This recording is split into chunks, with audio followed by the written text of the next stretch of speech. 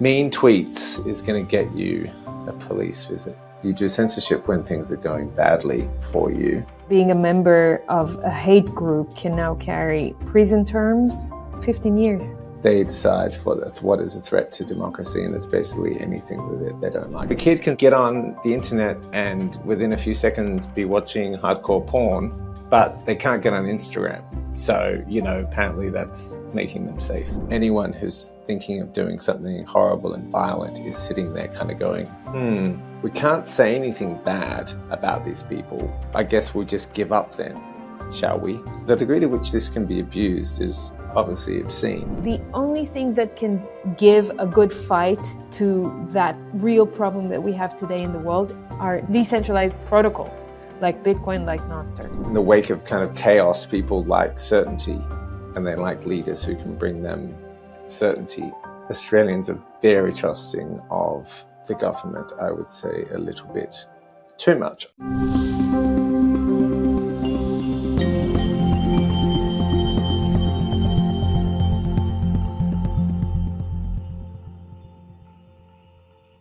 Hello and welcome to another episode of You're the Voice. Thanks for being here with me. I'm Efrat, this time from Melbourne, Australia, and I have the honor of being here with Andrew. So Andrew is also in Australia, but we're not in the same state. Thank you so much for accepting my invitation to come on the podcast. Thank you for the invitation. My pleasure. A friend connected us, Rebecca Burnett, who's doing awesome work. For years I've been following her and I love what she does. We haven't met in real life yet, but we're in contact. So I'm very grateful she connected us. And then once I started researching about you, I was like, how did I not know him before? Because we swim in the same pond, more or less. So let me do a quick intro and then I'll jump straight to my questions because I have so many. So Andrew is a digital civil liberties researcher and CEO of LiberNet. With over 25 years in human rights and technology, he led Engage Media for nearly 18 years, worked with Matt Taibbi on the Twitter files, mapped the censorship industrial complex for Racket News, and writes network effects on digital authoritarianism, surveillance, and free expression. And you have a Substack. We're both signed on the Westminster Declaration. I mean, you led it. Thank you so much for doing that. I led it. I worked with Michael Schellenberger on producing it. So thank you for doing that with about 138 journalists, artists, authors, activists, and public intellectuals. We're all signed on this declaration to end censorship in 2023. Unfortunately, since then, it just became worse.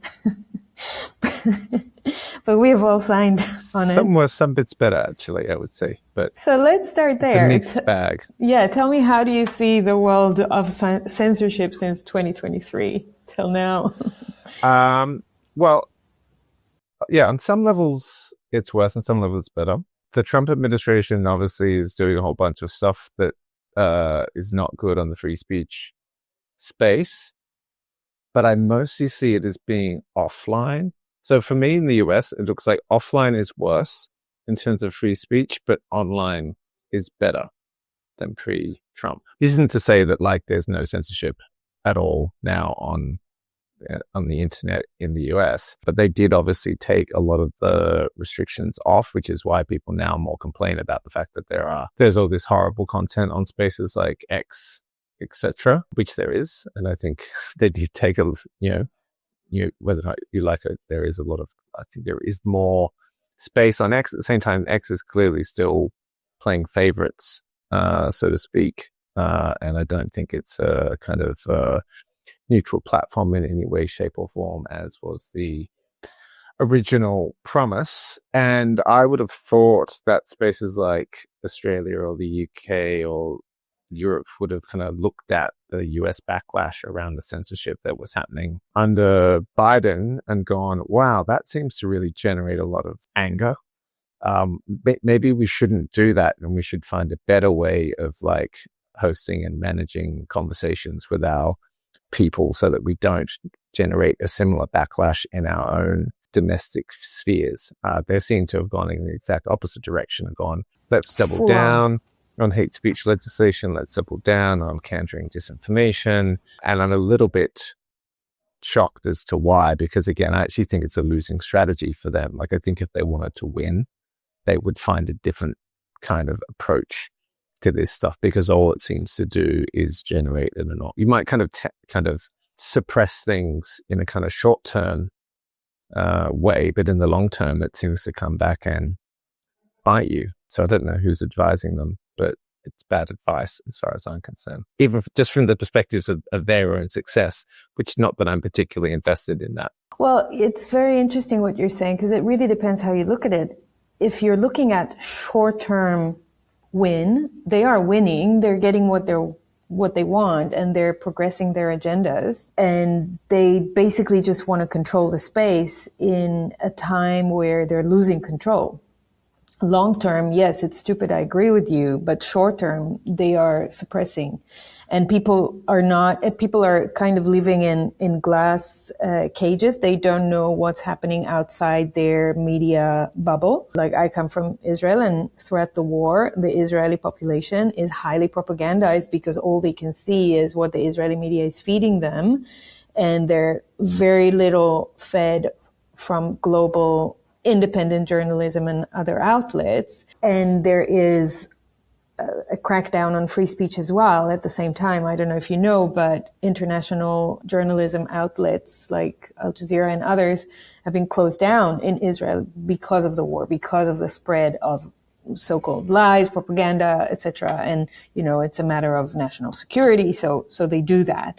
They justify everything under emergency. And so similar phenomena in each territory, this is my view, is happening under the guise of different excuses. So in Israel, conveniently, you have a war, you will justify that same playbook because of the war. In Australia, so you had a terrorism or whatever, the attack that happened in Bondi. I mean, not whatever, it was horrible, but under the guise of that, you will put in legislation to then follow the same playbook. And in Europe, you'll have, other things. Yeah, so they'll all find their excuse to do the exact same thing. They're all progressing in the same direction. So it's kind of, they're winning short term. They're losing, I agree with you, long term. They're losing trust. I'm not even sure sometimes if they're winning short term, but maybe that kind of doesn't exactly kind of matter to kind of weigh the scales on a daily basis. That's right. Although actually some of the stuff, Australians are quite happy, it seems, with things like, at least according to polls, which, are probably reasonably trustworthy, in terms of the teen social media ban, in terms of the kind of hardline approach, at least from the New South Wales government, which is where Sydney is for international. That's the name of the state. It's quite a weird name for a state in Australia, I know. They and I guess in the wake of kind of chaos, people like certainty. And they like leaders who can bring them certainty. And on the most part, they still trust the state. Ever find yourself needing cash but refusing to sell your Bitcoin? That's real life for many Bitcoiners. Because most Bitcoin sales aren't financial decisions, they're liquidity decisions. And that's exactly what Ledn solves. Ledn is the global leader in Bitcoin-backed lending. They've issued over $10 billion in loans since 2018 with a perfect track record for protecting client assets. Here's what makes Ledn different. With their custodied loans, your Bitcoin collateral is not lent out to generate interest. No credit checks, no monthly payments, and no penalties for early repayments. You apply in minutes and you repay whenever you want. Ledn also publishes proof of reserves reports every 6 months with full transparency. So if your capital is in Bitcoin, but your expenses are not, you still have options. Ledn lets you unlock liquidity without selling your Bitcoin. Learn more at ledn.io/Efrat. That's ledn.io/Efrat. Your The Voice is brought to you by Trezor, the original Bitcoin hardware wallet company pioneering the development of self-custody for crypto assets since 2013, empowering individuals with an open-source device, enabling beginners and experts to easily and securely hold their coins.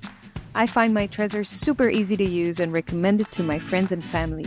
Enjoy my 5% discount on Trezor products by clicking the link in the show notes and using the code EFLAT. And Australians are very trusting of the government, I would say a little bit too much. Although things are moving around radically at the moment in Australia in a way that they have not for a very, very long time. I don't know if you want to get to that. I do. I'd love to hear your take on it. Why? Well, or in maybe what way? just to explain, to your listeners, which I imagine is quite an international, very international, audience, yes, and not so much an Australian audience. Oh, you'd be surprised. In the top 5, Australia is there, but yes, US, UK, and then Australia, and then Canada, Germany, etc. But very international. So please educate us. Yeah, no, absolutely. And actually, it's fine because this is easy because this is what I was writing an article for an outlet this morning about this that hopefully will be out tomorrow. So we've essentially had a duopoly like many kind of Western countries. What has been peculiar about Australia is that they've been declining. The two major parties have been declining very, very slowly, in comparison. And it's only really been in the last 6 months that things have really started, that our kind of right populist party has started to really gain a lot of popularity. In the May 2025 election, they only got 6% of the vote. They're now polling in some polls as high as 26%. So that's in 7-8 months that they've managed to do that. And they were kind of going up before Bondi, and then after Bondi attack, they've just gone through the roof. And then they've gone up again since this hate speech legislation went through a week or so ago, because the Liberal Party, or the kind of what we call the coalition, which is one main party called the Liberal Party, which is actually a conservative party. Australia is we're upside down. That's why everything's very confusing here in so many different ways. They have a kind of junior partner, and that which mostly represents kind of the regional or country Australia, and they split off because the Liberal Party said they weren't going to support the hate speech bill, and then suddenly changed their minds and they supported the hate speech bill because the government needed their votes in the Senate in order to get it through. The Greens opposed it, as did the kind of right-wing One Nation party, and in the end, the country party called the Nationals. So that's caused all manner of chaos in Australian politics that you haven't kind of seen for decades, really? In a way, because there's this massive split on the right between kind of the neoliberal, traditional centre-right party, which actually started mass migration into Australia, kind of started the neoliberalisation process of privatising. Well, it didn't start actually, so that was an earlier Labor Party, but really extended and expanded the privatisation of public services and et cetera, et cetera. So they're largely responsible for it, but as are the Labor Party. And so now they have this growing backlash, particularly around migration, I would say, but also around cost of living, because to get a house in Australia, which is kind of like one of the main things Australians aspire to, for anyone under 40, is becoming like an almost impossible task, if you want to live in a capital city. If you're happy to live 50 kilometers from a capital city, where obviously there aren't as many economic opportunities, then you can still find a relatively affordable house, but you might find it hard to find a job that is going to enable you to afford the house. And forget it in terms of cities like Sydney and Melbourne. Sydney is one of the most expensive cities in the world to buy a house in. It's absolutely out of control. So there's a huge amount of popular discontent brewing, and it's really kind of come to a head in the last couple of weeks, really. And I just want to make sure I understood the beginning of what you were saying. You were referring to One Nation? So One Nation is the right populist. So One Nation is the right populist party that got 6% in the election, now polling up to 26%. I knew it was going up. I didn't know it was that much. Now they poll higher than the kind of main centre-right opposition, and that has not ever happened. That is incredible. Decades and decades of polling. Yeah. I was here in Australia 2+ years ago and interviewed Senator Malcolm Roberts from One Nation. Right. And when we had the interview back then, which was one of my most viral interviews ever, You should go check it out. It's an amazing interview, 2 hours. That's maybe worth seeing you before. Yeah, they were not that popular. No, they had like 2 senators. Yeah, I know. I mean, if they had an election tomorrow, they'd probably get 20. Oh my God. It's incredible. Yeah, so it's massive change. And they were the only party. I mean, my background is I spent 2 decades or more on the left. So not particular. I used to protest her actually in the late 90s. So it's not entirely my cup of tea, but like they were the only party that were good on COVID. All the other parties were absolutely horrendous in terms of COVID. They were either were part of the restrictions, or they were like, in terms of the Greens or the Labour Party, they were pushing for even heavier restrictions. So, they've been very consistent, whereas everyone else hasn't been very consistent. Even if you disagree with their policies and ideas, they have been consistent, and now they're kind of reaping the rewards of 30 years of relative consistency. Australians have kind of come to them. They haven't just kind of chased votes and said, well, we're going to be this week, because it seems like a focus group said, this is what people want, and then next week will be something else. So they've just kind of played it with a straight bat, as they say in Australia. So yeah, everything's moving around in a very, very interesting way. They are not necessarily the most functional political force. They're not particularly well organized. It's really centered around one woman, which is kind of their strength and their greatest weakness as well. So whether or not it can actually be transformed into a real political force is kind of a question. But a former deputy prime minister has now joined that party as well, which is one of the other factors that has turned it into kind of increase its popularity. So yeah, we're kind of many other places in the world have kind of had this phenomena many years ago. That's right. And it's really arrived in Australia just the last few weeks. Interesting. Well, first of all, thank you for that background. Good on you, Senator Roberts. I'm going to make sure he watches this interview. And just for my audience, who is the Bitcoiners in my audience, which are many of them, they should know that One Nation has released last week a statement about their Bitcoin policy, saying that they support the self-custody of private property, including Bitcoin for Australians. You should go and check out their statement. It's on X, on my profile, and Tyler Green that has joined One Nation as well. So there is some progress when it comes to sound money for One Nation. So that's also quite nice. Have you looked at the other parties in Australia? Well, yeah, I've interviewed John Rudick from Libertarians in New South Wales, and they also put together a nice paper about Bitcoin. Not many, unfortunately. Not many politicians in Australia are aware. The Greens or where the Labour Party No, stand, I haven't looked at Greens. Because they might be half-half. It would be interesting to know. Yeah. I mean, I know good Bitcoiners, Australians, that are pushing through and really trying to raise awareness in politics. I know it's hard. It's hard for them, but I try to help with whatever I can. So. Yep. Okay. So, Andrew, let me start by saying, when I was researching you and doing a lot of work, since I'm in Australia now, I'm, browsing the web and going to Substack. And then I get this pop-up saying, we need to validate your age because we need to make sure you're over 16 because of the e-safety. Yeah. Online Safety Act. The problem with that, no, but Substack was not required to do that.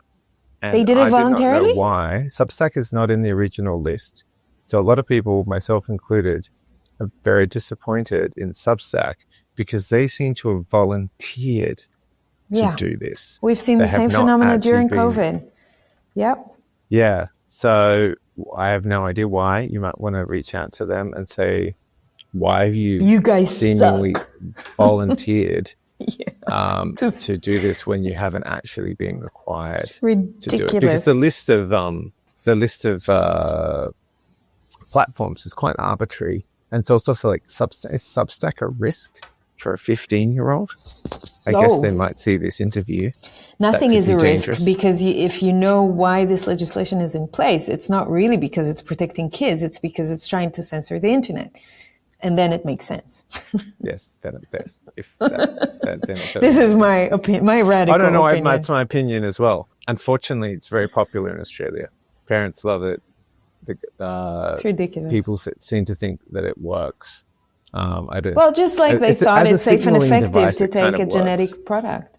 But you could have done, I'm all for people spending much less time on the internet, particularly kids, but it didn't need to be done in this way in terms of the surveillance that you have just outlined. That there were other ways to kind of reduce phone use of like teenagers that did not require the surveillance of adults. And as a mother to a 16-year-old who was actually 15 and a half when this went through, I'm always on the side. I'm libertarian. It's like, let the parents do the parents' job and monitor what their kids are doing. I don't need the state to interfere in my parenting. Yeah. Well, Australia's love paternalism. I know. We're an extremely paternalistic country. We love the state kind of regulating every aspect of our lives. And so that's why you saw this COVID response, is that we love it. Until it gets to you, until they do something that really hurts you and you go, why does the state intervene in that for me? And then I say, you get what you deserve. You allow them to overstep and to violate your human rights, and then you get that. You get an authoritarian regime. I think that, again, to go back to the kind of earlier conversation, I think something has kind of snapped in a certain amount of people in the past 6 months, and again, particularly post Bondi and around this hate speech legislation, where it feels to a lot of people that they're being punished for something they weren't responsible for. Good. That actually, it's a very particular group of people who have high probability of taking guns and shooting people on a beach, and it's not your average citizen. Totally agree with you. Let me frame my next question properly, because this is sensitive. As you may or may not know, I am Jewish. I am of Israeli descent. Right. I'm half Jewish. Right. I care very much about people hurting, quote unquote, my people, my tribe, although I am all against tribalism. I very much feel bad when any act of terror happens, especially to, my kin. It was horrible what happened in Bondi, and my very good friend was actually there and he survived miraculously. His friend died.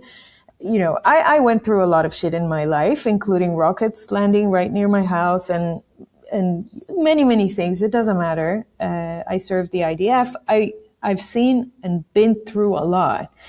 Having said all that, I do not support any, again, state intervention and legislation that will just deem free speech as hate speech and allow for pre-crime and allow to confiscate guns and things like that, because the state is the big brother and they know best what's best for us. So I totally oppose the new bill that has passed here in Australia. And what I would like to ask you is to explain, if you may, to my audience, what is this new bill that passed called Combating Anti-Semitism, Hate and Extremism Act 2026. Yeah, I had to frame this because otherwise, they start calling me self-hating Jew and all these, they can't call me an anti-Semite, so they call me a self-hating Jew. And I'm sick of it. It's ridiculous, but I am against all this bullshit, even if the bill is called anti-Semitism, anti-Semitism. Yes, I will go through it for you to the degree that, it's extremely, well, in some ways it's complicated, in some ways it's not. But firstly, I think the problem with it is that it confuses what happened at Bondi, because it assumes that the reason these two guys, this father and son, went and shut up this Hanukkah event was because of hate speech. That the whole cause was the kind of environment itself that people were kind of swimming in, which I imagine has some level of impact. But there's no kind of indication that they were radicalized online. It's not even necessarily clear. Yes, they were going to some more radical mosques at some point, at least the Sun was, but they also seem to have kind of kept to themselves in a way, and kind of like obviously made these plans very secretively, as you would. And hate speech was not kind of the cause of this issue. It was kind of a certain form of violent jihadism, I would argue.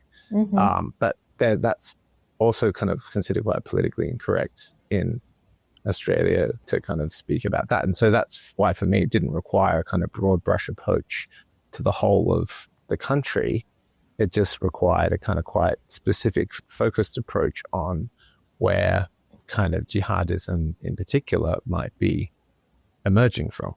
And also this has already been used against sections of the Jewish community, because there's an Israeli speaker that just got banned from entering Australia, who was due to speak at a number of synagogues under these new laws. So the people who were backing them, or the sections of the Jewish community that were backing them, the kind of thing was like, no, like this might come back to like on you. This is why we have free speech. And already within a matter of a week, it's already kind of come back. So I'm hoping karma works fast these days. So I'm hoping this might be a bit of a wake-up call in terms of like, this is not the way to combat this stuff. And one of the things that we've been riddled with in Australia is kind of this dueling cancellation war, where there are kind of pro-Palestine and pro-Israel kind of groups kind of trying to cancel each other from festivals all the time. And I mean, I don't know who's doing it more, but the whole thing is like really bad and wrong. And we had this very big incident where Australian-Palestinian woman was cancelled from a major festival. Not someone that I would have invited, but I think having been invited, she should have been allowed to speak. And I think she was very easy to debate and show what I think were actually quite violent sentiments that she had. But, you know, people obviously went out of the way to try to get her banned, and the whole festival collapsed as a result. And then in some ways, one of the bad things is then people go and blame tennis. Like, well, a lot of people blame the Jews as a whole, when really it's not just its particular sections, and it's also not just Jews. It's a whole variety of different people kind of weaponizing this stuff for kind of various political gain. Again, across the board, I don't know who's doing it more, but like the whole approach needs to just kind of stop. That whole game just needs to stop, because also everyone claims they're for free speech, and this was particularly after the cancellation. The festival director came out, you know, said how awful it was and how we've got to protect speech and blah, blah, blah. But then it turns out a few days later that she cancelled Thomas Friedman from speaking at a previous festival. So and actually this person who got cancelled was part of writing a letter to the festival director that got Thomas Friedman cancelled from the event. So everyone's cancelling each other and then claiming to be for free speech, and it's all a bunch of total hypocrisy. Anyway, I haven't answered your question in any way, shape or form yet, but I promise you I'm going to start doing it now. Thank you for the context. It's great. There's actually a lot happening in Australia. Normally we'd just be having a nice quiet summer. Which I prefer, normally we'd be talking about the cat on the tree, you know? hanging out in the park. And anyway, so this hate speech tool was brought in ostensibly. There is an anti-Semitism problem in Australia. Like, there's no doubt that there actually is a real problem. How much it contributed to that event itself, I think, is debatable. And I think those two things, again, should not have been kind of mixed up, and they certainly shouldn't have been rushed in a matter of weeks to get this legislation through. Essentially, I mean, the previous legislation had more in it in terms of specifically around speech. A lot of it got reduced to kind of hate groups, and basically empowered this Minister of Home Affairs to very easily ban hate groups.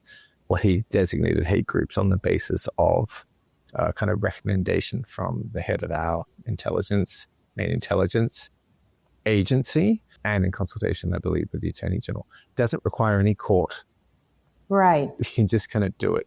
And he can do it even if the group or no one in the group has committed a hate crime, right? Just because he thinks they might in the future commit one. So that's why you use the word pre-crime before, because it's just like, I think you might do something wrong in the future, therefore you're banned. So the degree to which this can be abused is obviously obscene. And I mean, that's only just the start of the provisions. There's so many different things that are terrifying about this bill. But for me, that's probably the main one, that it just gives so much power to a very small group of people. And there's so little oversight. I mean, part of the oversight that was added was that he has to brief the leader of the opposition. Doesn't have to consult, doesn't have to get sign off, just has to just say, I'm about to ban this group. We're doing just that. So you know, we're doing that. And so, yeah, and one of the big things I think I mentioned earlier was that the centre-right party, the Liberals, had said the bill was unsalvageable and had basically said, we're not going to support it. And then 2 days later, they basically voted for it. And so that was one of the other reasons that they had absolutely been smashed in the polls, because they're, a complete and utter bunch of hypocrites, and they're now reaping what they sowed, essentially. And actually one of the main people who is trying to now get the leadership of that party, Andrew Hastie, came out very early saying, got on his phone and said, I'm not going to be voting. I'm voting no, da-da-da. And then 2 days later recorded another video saying, I've just voted for the bill, da-da-da, because it's like, anyway, this integrity goes a long way. Corrupt. So that's basically where we're at. So now, it looks like...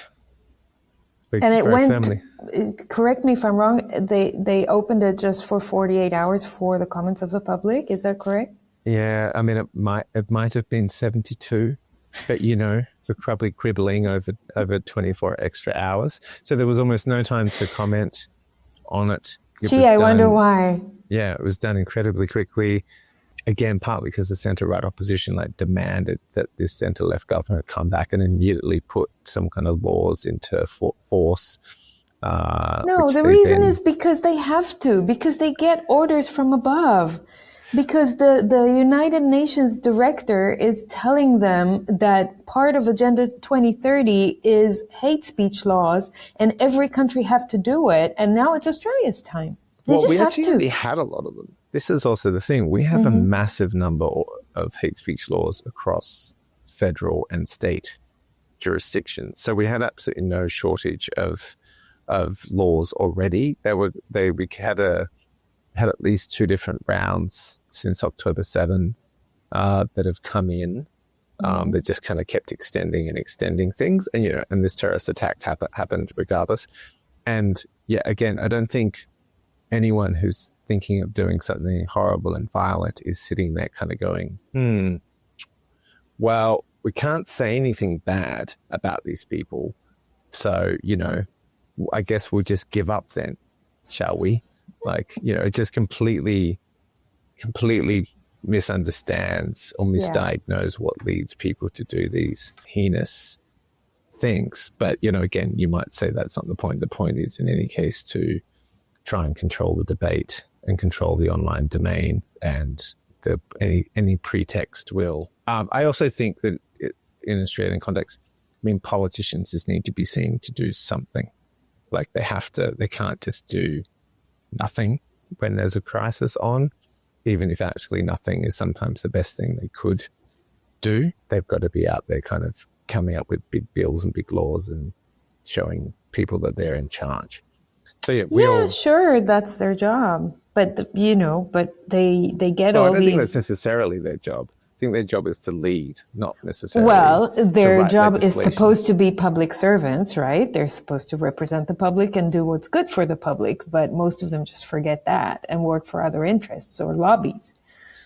If you follow the money, you see what their influence is. I think the fact that I had chosen a few politicians in Australia to interview them is because out of thousands of politicians in Australia, there are a handful of decent ones that I could put my my finger on and just say, yeah, we have had very, very few consistent very people, few. So Alex Antic is one of them, which I'm going to interview soon. So Alex Antic would be the only Liberal Party member who I think voted against that bill. I know. He also voted against the teen social media and ban. The COVID bullshit. Yeah, and all the COVID stuff. Matt Canavan from the National Party would be one of the other people who's consistent on free speech. The Green Party goes back and forth, or actually not. Sometimes I think this free speech debate ends up being very cartoonish, and people go, oh, it's the left is censoring the right. It's like, no. The center left and the center right are censoring populism on whether it's on the left and the right. And you saw that exactly here in this case, where how this bill got passed was essentially the center left and the center right coming together to pass it. And actually the right and the left opposed the bill. The Greens opposed this bill as well. So it's kind of uni-party stuff. Not surprising to me, anyway.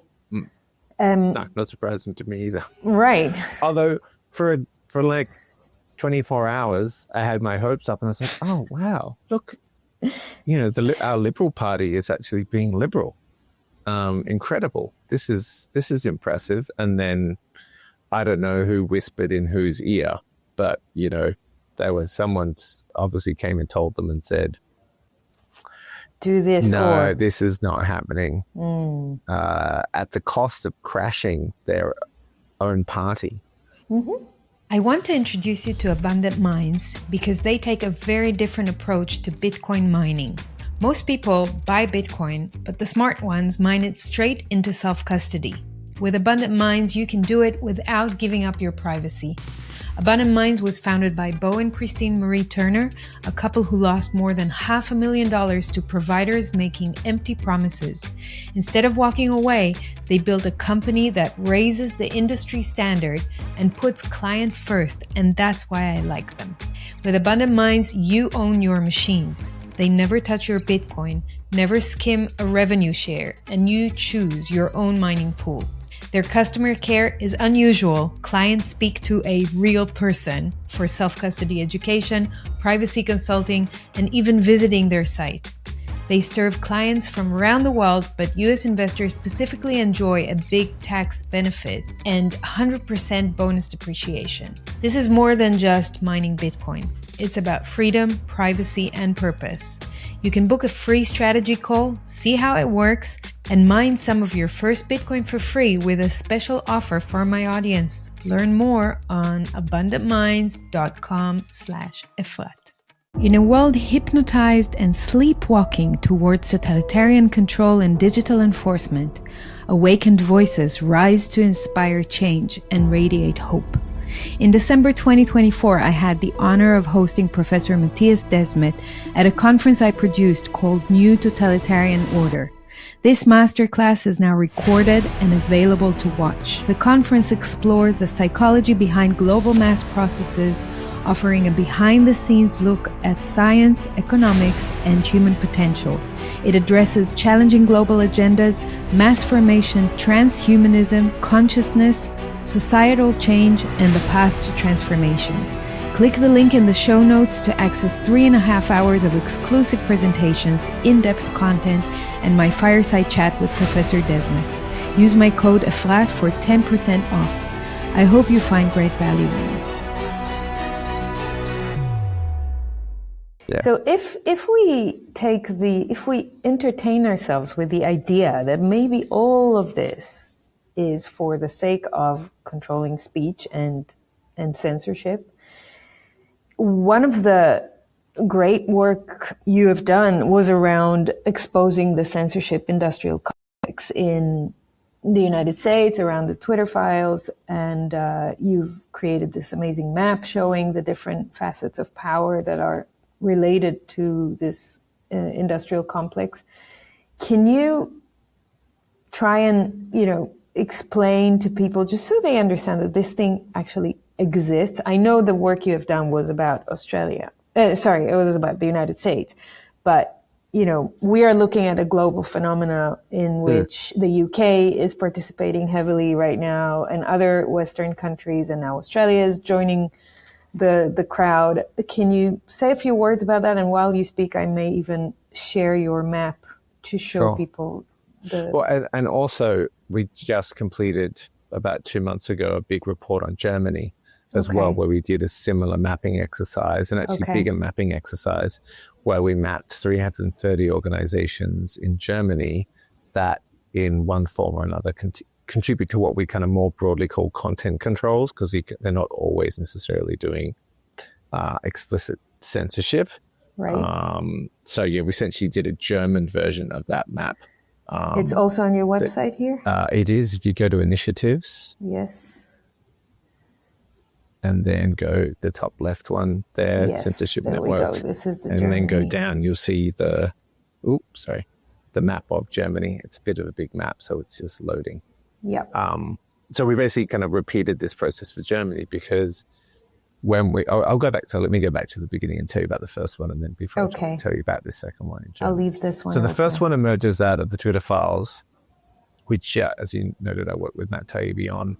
And I came to kind of work with him because he was going through the files and was seeing all these NGOs, liberal foundations, university departments. And he was like, what is this? I don't understand. Like, who are all these groups? Who are all these people? I need some help here. He basically put out a Substack post saying, help wanted.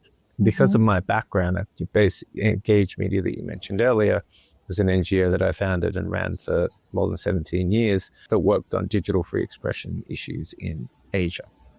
And it was a kind of liberal progressive organization, but in the kind of older school, non-woke variety for the most part, until the kind of woke walls kind of slowly kind of closed in around me over a series of years. But it was genuinely committed to kind of free expression online. But that means I kind of had got money from these kind of liberal foundations. I'd spent time at US universities.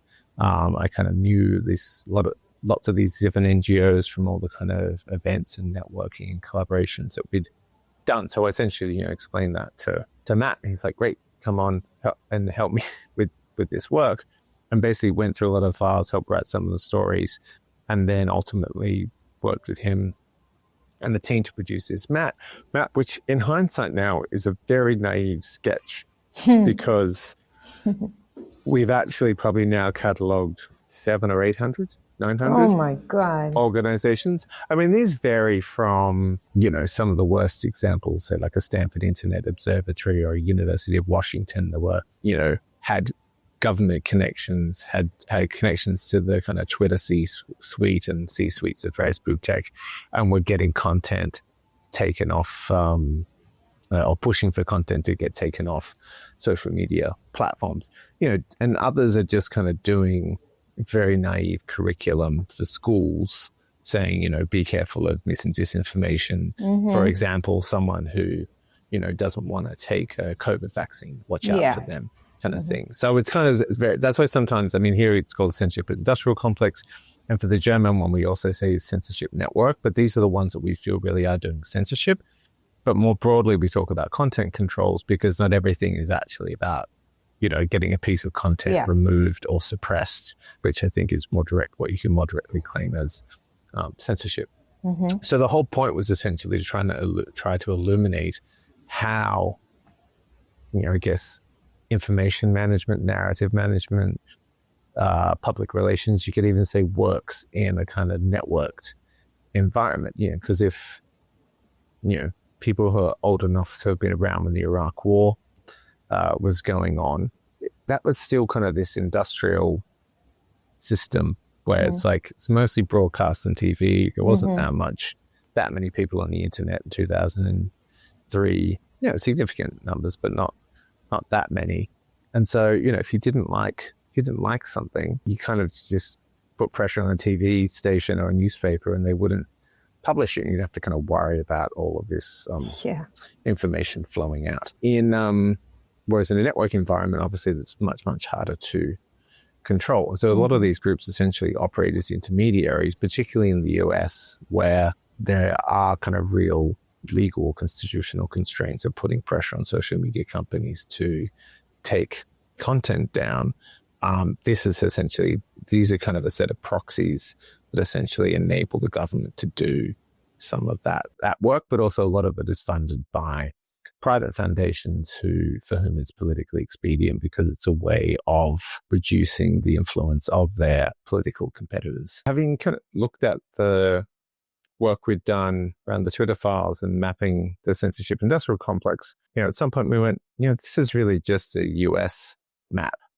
It's not really looking that much at the rest of the world. If you look at the US map, 90% at a guess would be US foundations, NGOs, think tanks, etc. But, this same playbook essentially works not just in the US, but works around the world. In fact, the playbook now doesn't work so much in the US because the Trump administration has canceled a huge amount of the funding to a lot of these NGOs and academic labs and essentially turned big tech to be pro-Trump instead of to be pro-Democrat. Now, are they doing other bad things? Certainly, yes. But as I kind of say to people, the Trump system is not complex. It's not sophisticated. It's kind of like, I don't like it, get rid of this kind of thing. Whereas the Biden people and the Democrats were much more, they created a very sophisticated and elaborate schema for doing all of this work. So it works quite differently now in the US, I would say. But in the EU, in Germany, in Australia, this is still very much part of the model, although it's very different everywhere. So German model was quite similar. So quite similar to the US one. So for Germany, what we did was basically catalog those 330 organizations. We wrote essentially kind of entries about every single one of them. So you can actually look them all up. They've all got kind of 300 or 400 words about each and every single one of them. We kind of created a red flag system. So the worst ones are rated 5 red flags. And then the ones who maybe, it might just be a city council doing a kind of anti-online hate speech initiative through some educational materials. It's like, well, it might have the same kind of a kind of problematic ideology around that stuff, but it's not kind of outright going and censoring people. So we would give something like that a 1 flag. But so you kind of understand that there's this whole kind of massive field out there. The difference with the kind of German to the US is that in the US, because of the First Amendment, they have to hide the relationship between big tech and government. And so they would use these kind of NGO proxies, and they would very much try to kind of do it in this surreptitious way. In Germany, there's, whilst there is theoretically protections for free speech, they don't need to pretend that they're not working together very, very directly with all these NGOs. So you just find these out and out relationships with groups like Hate Aid, that you'll see a lot of groups that just get millions of euros to do content flagging work and to work very directly with the government, including the kind of security services, to get content taken off the internet, some of which I believe is really bad content. That I'm not like a complete absolutist. I think there is a certain amount of work that there's always a bit of truth in everything illegal they do. kind of stuff. Anything is illegal, sure, it should come down. But they really work kind of hand in glove. And then in fact, it's built into the European Digital Services Act, where these trusted flaggers are basically NGOs who are paid by the EU and by their governments to flag content for takedown. And so really a lot of these NGOs, they're not NGOs, they're not non-government organizations, they're government contractors. Yes. And they're essentially an extension of the government, and they masquerade as part of civil society. And that's one of the big problems. And what is very effective at getting people on side with a lot of this stuff is they kind of see it as separate to the government, that they therefore are kind of a little bit more neutral. But that is quite often not the case at all. Right. So, and that has people continue to believe in so-called democracy because they think that governments continue to operate the same way they did before, not understanding that this is just the evolution of modern control of like modern propaganda. This is what it looks like today when you can control information flow and speech and opinions and views. This is how you basically do propaganda in the digital age. Okay, wonderful. Thank you for sharing that. In your recent Substack, you describe Australia as becoming a key offshore node in the global censorship industrial complex. Why do you think Australia has emerged now as a testing ground for speech and surveillance expansion? So primarily that has been through something called the E-Safety Commission. Right. So again, Yes. This was something set up by the centre-right government in 2015, of the very first kind of e-safety or digital safety, you could say, office anywhere in the world. Tasked, in many respects with things that people would think is very legitimate, dealing with revenge porn, harassment online, and things like this. Stuff, yeah. Children's safety online. Mm-hmm. But they slowly kind of expanded its remit into policing political debate, and most recently in this teen social media ban, where we're, again, world first leaders here, Australia, in bringing in a ban on under 16s using social media platforms, or specifically 10 social media platforms. So the big ones. But a kid can get on the internet and within a few seconds be watching hardcore porn, but they can't get on Instagram. So, apparently that's making them safe. So, and again, I think we're kind of saying at the start, like, I'm not a fan of a lot of what's on the internet. Yeah, sure. Me neither. I try to stay off it as much as possible. Unfortunately, my work means I'm staring at a screen far too much, but I do not think they're good for you. And I would love to see everyone on the internet and a lot less off their screens, a lot more, and especially young people. But the point is that this is a very authoritarian way of doing that essentially turns the state yet again into the kind of mega parent, which is a kind of thing that Australians seem to really quite love. Unfortunately, we're very kind of parental or kind of society where we really look to the state to intervene very directly in our lives. That's what's evidenced through COVID. I mean, one of the worst things about this, what this bill does is essentially makes everyone, whether they're 14 or they're 40 or they're 80, ID themselves to get on these social media platforms. Mm-hmm. And so it's essentially a way of, it completely de-anonymizes these social media platforms. It gives governments a huge amount of control. It's a huge security risk, both internally in terms of, governments or political parties weaponizing that information and control for their own ends. But also I would argue in terms of foreign actors, because now all this data is collected by these social media companies, that you're more at risk, whether that's a kind of foreign actor or that's a foreign or domestic hacker, who can get control of these very, very sensitive data. So it did not need to be done this way, but that is the way that has to be done. And also people are circumventing it all over the place in any case. Of course. But it is quite popular because if you just sell it as kids are on the internet too much, let's get them off their phones, almost every parent is going to go, yeah, I agree, that is a problem. But it was done with a very bad solution. So we're now exporting that to the rest of the world. UK is talking about it. Ursula von der Leyen has expressed excitement around it. California is looking at it.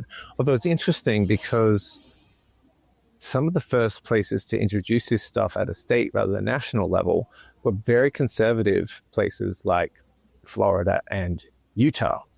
Although they didn't have the same ID requirements, because you just can't, Americans won't take that. They will just not. You try to ID people in America to get on the internet, like there's people aren't going to do it. But this, in some ways, is a very kind of conservative ideology behind this, which is one in some ways actually a lot of progressives, in contrast to our mis and disinformation bill, which thankfully failed, were very much against this bill because they saw it as kind of more heavily impacting kind of minority teenagers, LGBT, trans teenagers, etc. Kids who get bullied, and kind of disrupted their ability to find like minds and build community digitally. So again, everything doesn't necessarily line up in this left-right kind of schema that I think is often promoted. But again, at the same time, a lot of those same groups, when it came to, we had this mis and disinformation legislation that thankfully got defeated. A lot of those progressive groups were like for the government essentially becoming the arbiter of truth and deciding what was and was not mis and disinformation. I mean, they would say they weren't doing that. They were leaving it to the companies and these fact checkers. But if they didn't like the job that they were doing, then they would have had powers to severely fine the companies and et cetera, et cetera. So that, thankfully, that didn't happen. But the way that they've then in the interim found ways to exert more power over the information domain is been through these kind of various e-safety measures, and in particular this teen social media bill. And yes, to answer your question, why are we world leaders? Because we were first in this, in just in generally seeing an e-safety office. We're now exporting it to the world. The woman who leads this office, Julie McGrant, is an American-Australian. She's very well connected internationally. So it's not just some kind of homegrown little organic project that's happening out here in the far-flung reaches of the world. It's incredibly well connected to all manner of different global initiatives. And because we have such a compliant population when it comes to these kind of state paternalistic initiatives, we're a really good testing ground. Again, I'm hoping that something may have switched just in the last few weeks, but we will see. But yeah, we are unfortunately in this soft world leaders. What we haven't done yet, and what I hope we're not going to do, but I think there's a good chance that we will, we're not doing these kind of horrible door knocks that you see in the UK where they're arresting people for tweets. But we could we will see again in the next few weeks and months if that's where this latest bill is going to lead us, if that mean tweets is going to get you a police visit. Is it theoretically possible with the new bill now? I mean, I think it might be possible with previous bills, to be honest, but they haven't gone that far. I mean, this again, a lot of this focuses more on hate groups. Yes. But because it's a little bit wishy-washy in the description, could easily kind of, if you're a member of a political party that they don't like, or, and you said something mean on the internet. I mean, some people are saying horrible things on the internet. Don't get me wrong. Like, there are some people saying horrendous things on the internet. The question is, like, who do you trust? And do you want to give that much power away to a government, and how much? And again, because Australia has been extremely fortunate and also well led in many respects. We haven't had a civil war. We haven't had major social conflict in this country. We've been extremely well managed. We have, for the most part, we have an extremely high standard of living. We have low murder and violence rates. We have one of the, we rank among the highest for longevity and healthcare services and et cetera. I mean, that's why millions of people want to get in here. That's the reason why I came to live in Australia when I was 21 and got my Australian citizenship because of that. It was a great place, But it won't stay great like that if we continue to be very naive. That's right.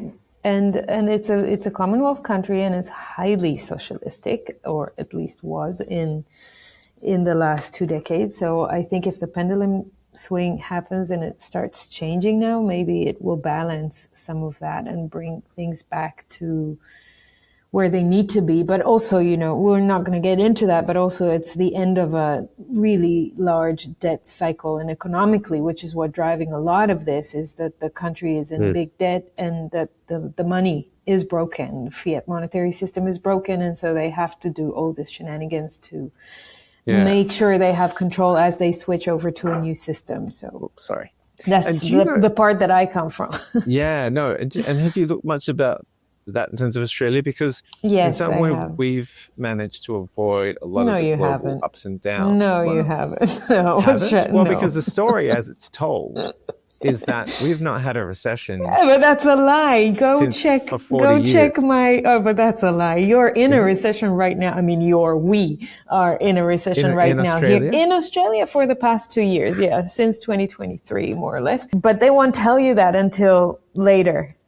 Go watch my episode with Peter Dunworth, who is a master in finance and economics. He's Australian. I interviewed him in Sydney. Okay. It's a wonderful episode, and he will tell you the truth about the real economics of Australia. Well, I mean, and there are many other great Bitcoiners and people who are really good in economics and finance that will tell you the exact same thing. Australia is in a recession right now. The inflation is not what they tell you. Yeah, I mean, one thing that's completely clear to any Australian is that they're poorer than they were 5 years ago. Exactly. That's the pre-COVID. direct result of inflation. Yeah. Well, because a lot of money has been injected. They gave away tons of money during COVID. They printed. That's right. Absolutely massive housing. That's right. The economic hardship that Australians are experiencing right now is no coincidence. This is a direct result of the money printing in 2020 and before, and in other times before. It's just accumulating all the time because we live in a debt-based system. So now it's just really heavy. So you're seeing a lot of other adverse reactions of a debt-based monetary system other than just the housing bubble. You're seeing it all over the place. Anyway, I wanted to make one remark about what you said before about Florida. You were mentioning how, surprisingly, you also see similar policies being enacted in countries or states that are more conservative, like Florida. And you mentioned another one. Utah, yeah. Which I agree with you. I've spent a lot of time in Florida in the past year. And when I went there and I saw the legislation that has passed similarly to protect young people and to then, monitor more of what's happening on the internet, I was highly surprised because I did not expect Ron DeSantis to. He's not a libertarian. Right. It was very, very strange. And I started looking at other countries or states that are doing similar things, and I found many. And that's a direct, not that I needed that proof for myself, because I already don't believe politics at all, and I don't believe there is a right or left. I think they're all playing the same game. And so, but that was a great proof point, and it is a great proof point for people who are still living under the illusion of left and right, and that it actually matters. And what I wanted to show you, going back to my point before about this being an actual globalist agenda that has to be implemented in these years as we come closer to 2030. Are you seeing my screen now? Mm-hmm. Okay, so this is on my blog from 2 years ago. You see the UN Secretary General calling for a new era of censorship to prevent misinformation. He came out with that speech about 2 years ago.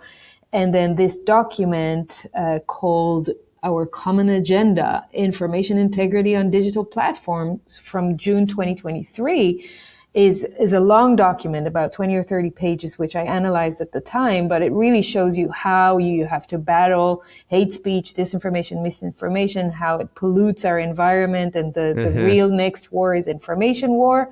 And then the 17 Sustainable Development Goals are being outlined on how hate speech, misinformation, disinformation are actually hurting our lives in each one of the Sustainable Development Goals. So what I'm just trying to say is this is all planned. It's time for it to be rolled down to the market, to the people, to society. You know what I mean? This is not anyone. I mean, they pretend that it's a local agenda and there's a good reason for it to happen right now, right here, but it happens, it will happen everywhere. So you're right that you are I mean, Australia is leading the way, and then other countries going to follow, and Florida will do the same in Utah, and you'll see it everywhere. Israel is working on a similar legislation, and you see politicians from the very left to the very right parroting the same messaging about how we need 100%. To control the internet because it's so dangerous. Totally. Well, in one of the earlier documents from 2017 that's very important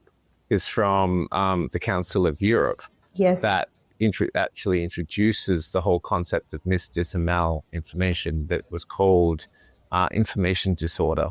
Right. And so this, I mean, the Council of Europe is kind of operates in parallel to the EU, in part receives funding from the EU, but it essentially was one of the initial post-Brexit, post-Trump kickoffs in terms of getting this whole ball rolling. I mean, there was some amount of stuff going on 2010, 2012, 2014, but if you look in one of the things we did with the Germany project is we mapped all of the funding. We catalogued about 425 grants to disinformation, anti-hate speech, etc.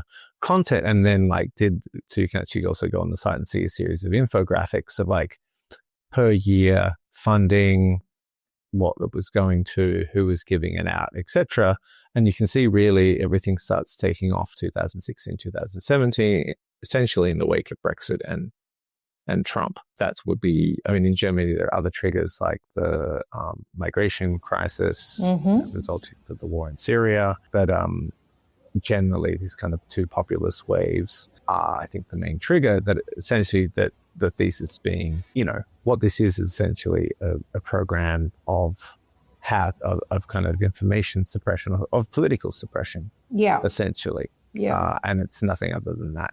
Obviously, with everything, there's some amount of pretext. If you go down to, go up, infographics, the last bullet point.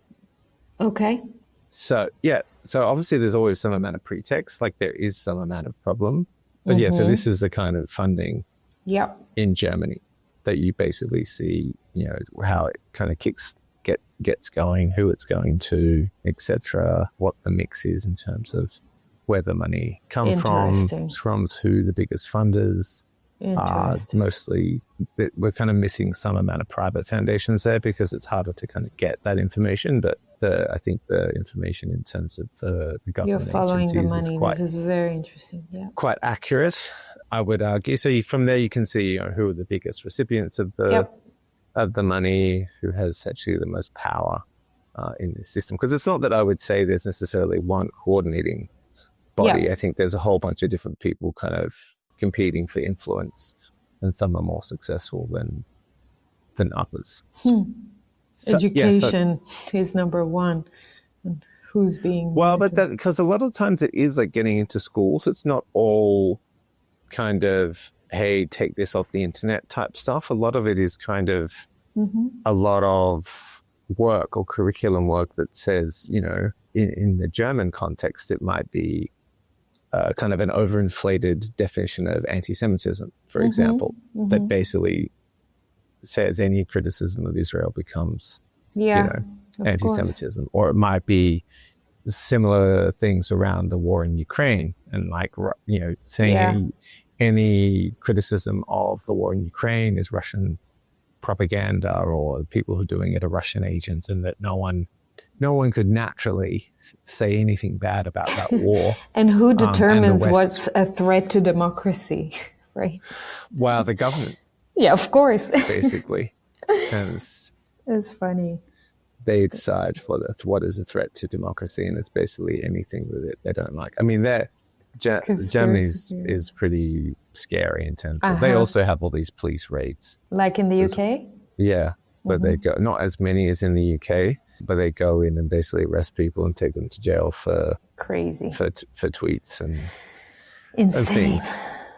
So wow, you've done amazing work here. So if you want to read a 20,000 word report, there's also a 20,000 word report. No, but you can ask AI to summarize. Of course, and it's amazing work. Well done, and I hope some of my friends who are German who are watching this will bring this to the attention of some German podcasters that they can invite you to talk about it. Yeah.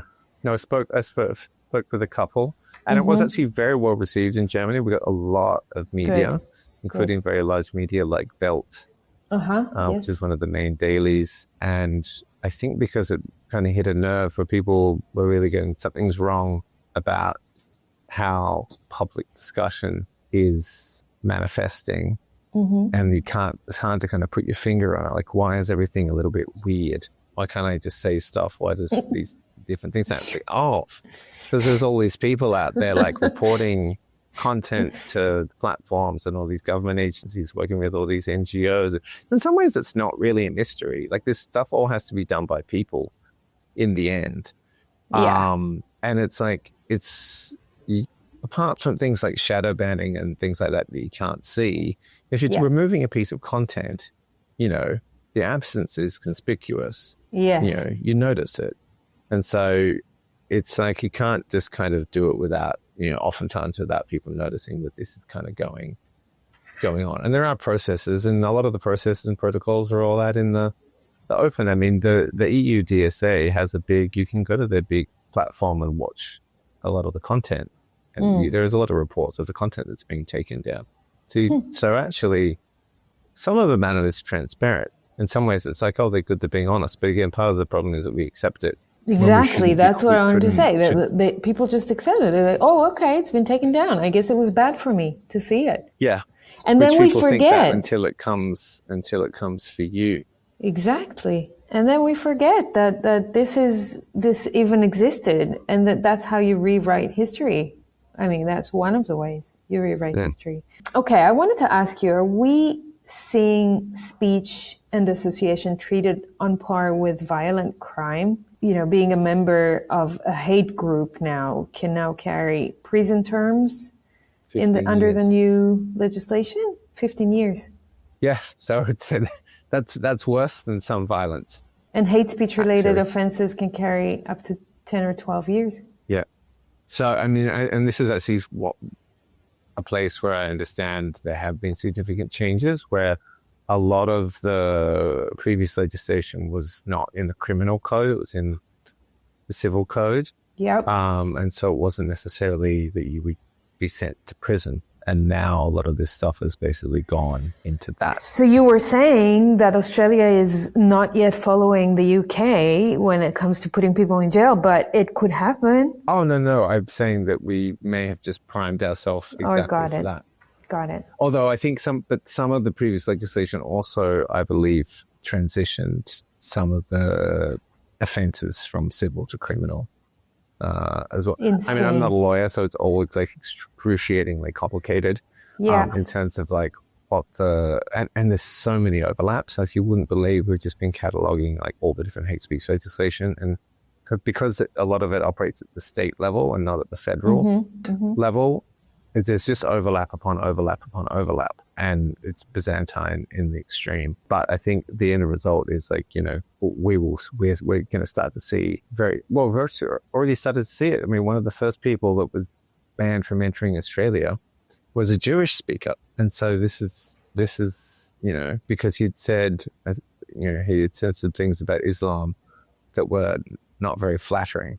I think he basically said that it was a violent religion or something to that effect. That said, it was always very easy for governments to not let people in. We didn't let Candace Owens in. We didn't let Kanye West in. Novak Djokovic. We kicked Novak Djokovic out. I went to see him play a few days ago. Oh, amazing. So good. To see him in Melbourne, the revenge. Yeah, well, he did get his revenge because he won at least once since then, and maybe even twice. So there are all these provisions in there already. In fact, there was a South African guy who was arrested and put in immigration detention at the end of last year because he attended a neo-Nazi demonstration, and I guess they monitored all the people who were there and worked out that one of them wasn't a citizen. Essentially picked him up straight away and were like, you can go through this lengthy process or you can just leave.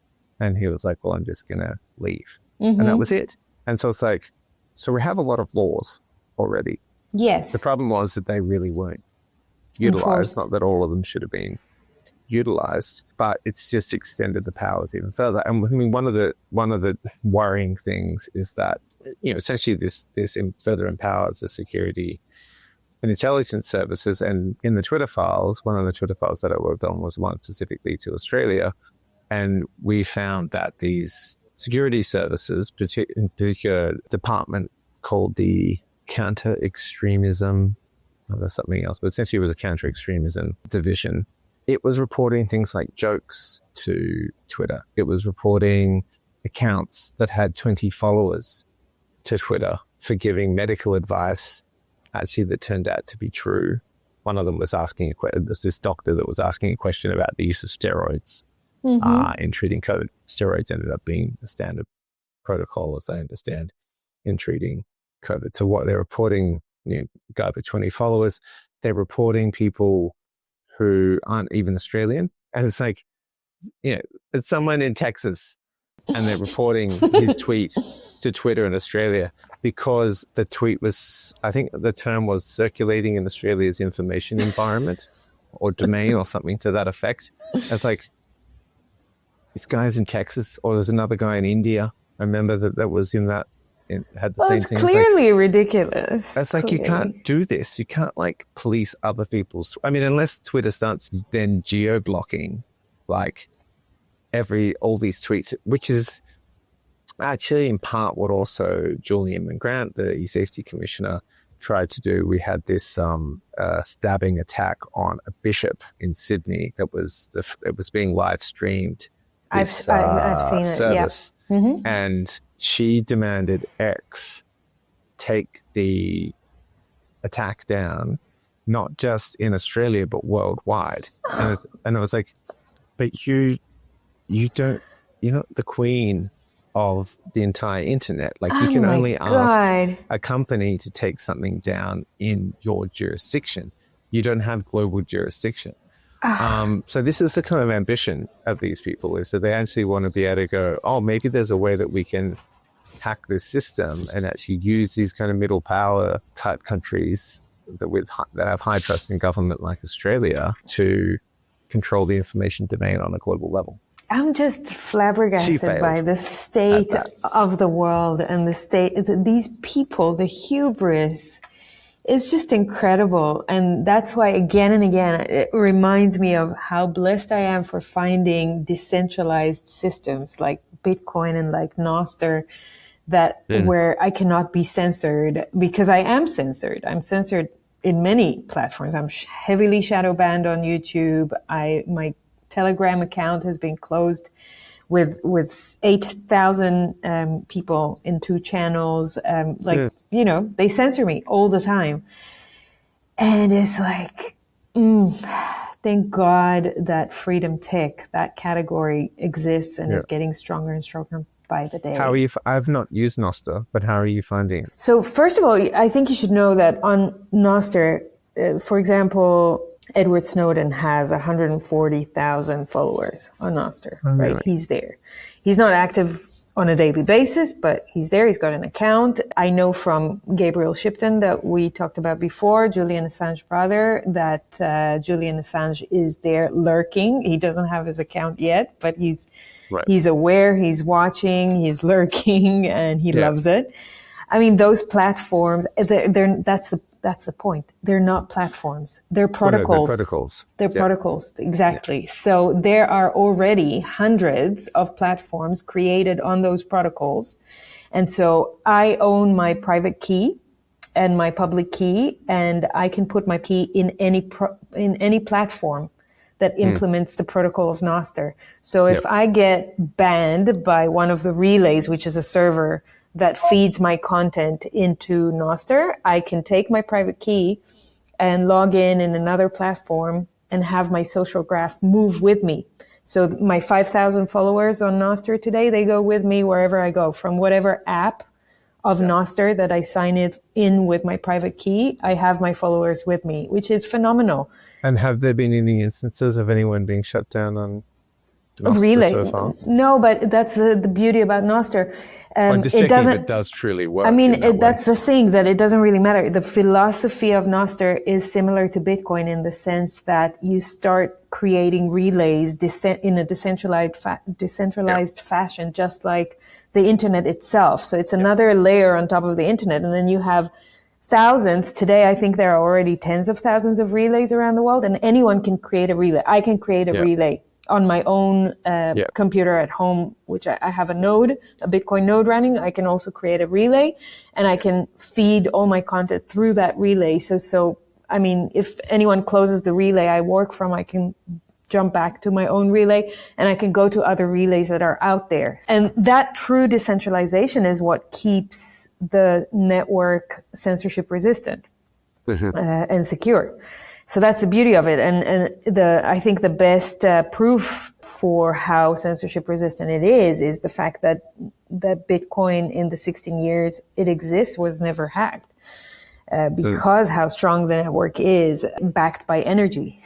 So, and Nostr is similar. It's still early days for Nostr, super early days. And many things can go wrong, but many developers are working on it. There are many people experimenting with being users on the platform. I'm putting a lot of my energy on it because I used to put it on Telegram. Once they banned me, I'm like, fuck you. I'm not going to try and rebuild my channels and the community that I had and everything. How that happened?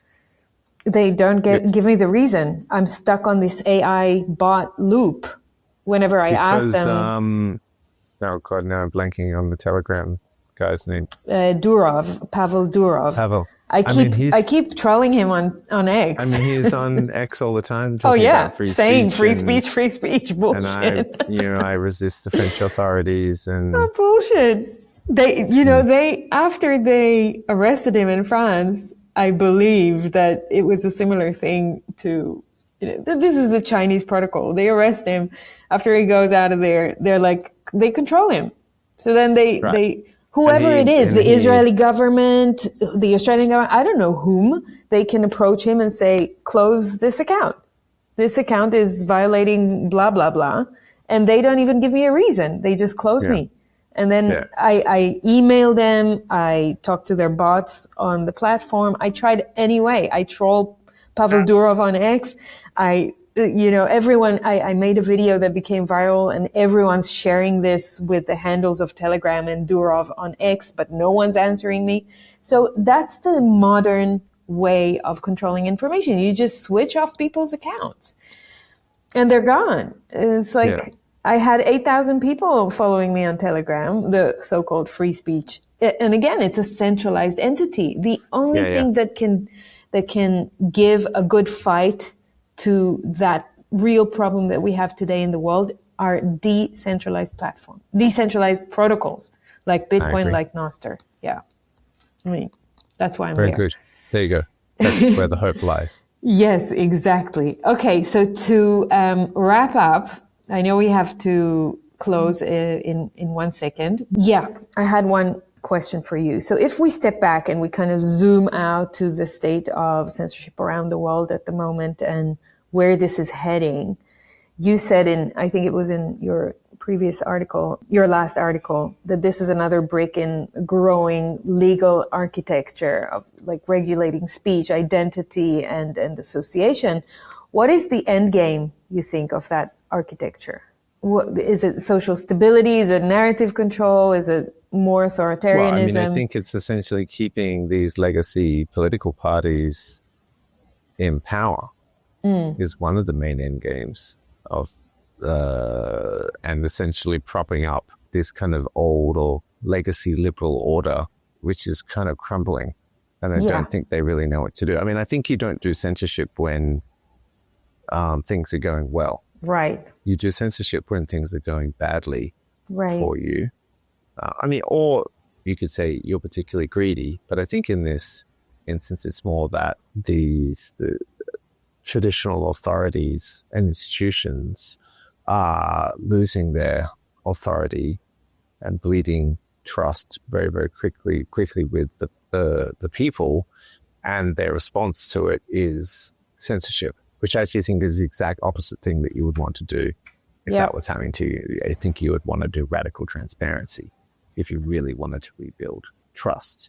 But I don't think there's not one single plan. There are a whole bunch of people, some of them are panicking more than others, who are trying to deal with a very, very different political terrain and information domain than they are used to. And a huge amount of stuff is moving around. So, and again, I think there's only so far you can go with this stuff until you basically empower your opposition, which I think is what they're also largely doing. So I think in some ways, this is kind of back to the start of the conversation, they are kind of getting small wins, but I'm going to watch this space. I don't know that it's necessarily going to end well for them, because it's really antagonizing a huge number of people, even in placid Australia now. People are starting to really get a little bit fed up. And I think often it happens when the economic situation, when things are kind of good for people economically, I think they'll kind of forgive a lot of government mistakes and overreach, etc. When things are really, when people really feel like they're going backwards economically in their lives, their day-to-day lives, how much they have to work, how much they have to, what they can afford and not afford, whether or not they can get a house, or whether or not they have to move 50 kilometers out of the city to get something, or all these kind of pressures that you're seeing kind of being heaped upon people, they start to be much less tolerant of this kind of government overreach. So I don't know, maybe some of them are just buying time until they come up with some better ideas, and find a way to kind of do these kind of big economic fixes. But, as you would probably know better than me, I think a lot of these economic fixes that are required at the global and national level can't be done without some amount of pain and some quite big transitions. And, I don't think censorship is actually going to be the way that you get that job done.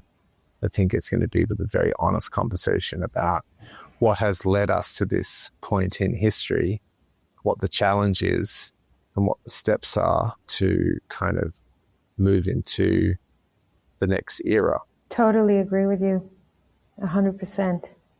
And one of the things that people can do to ease their pain in this era and in the coming years is take self-custody over their property, which is, it's hard to do with real estate. It's easier to do with Bitcoin or gold, but gold has its shortcomings. So that's what I always end up on. Bitcoin self-custody would free you from some of the control of the state, and protocols like Nostr will help you if you're being censored. Yep. Andrew, you are doing amazing work. I would direct people to your website, Libernet, and I will put a link on the show notes to your Substack and your website. Anywhere else you want them to go? That's probably enough. Keep it simple. Okay. And there is a good video on your website as well of your performance in the EU Parliament from last year, which I recommend people to watch. It's pretty good. And loads of information, 20,000 words of German censorship. Wow. Industrial probably complex. About 50 or 60,000 words if you count up all the 330 organizations that we profiled. So incredible work. Well done. Yeah, I can't Thank say you I did so all much. of it myself, but it was a team effort. Yeah, but it's amazing that people like you and your colleagues exist to do what you do. Thank you so much from the people on Earth for your contribution. Thank you. And if you make it to Sydney, let me know. I will, definitely. Thank you so much for your time. No worries. Great to meet you. Thanks for being with us. Please take a minute to give this episode a like, a comment, and subscribe or follow. And please share it with your friends so they can also get value and choose to take some positive action in their lives. Till next time.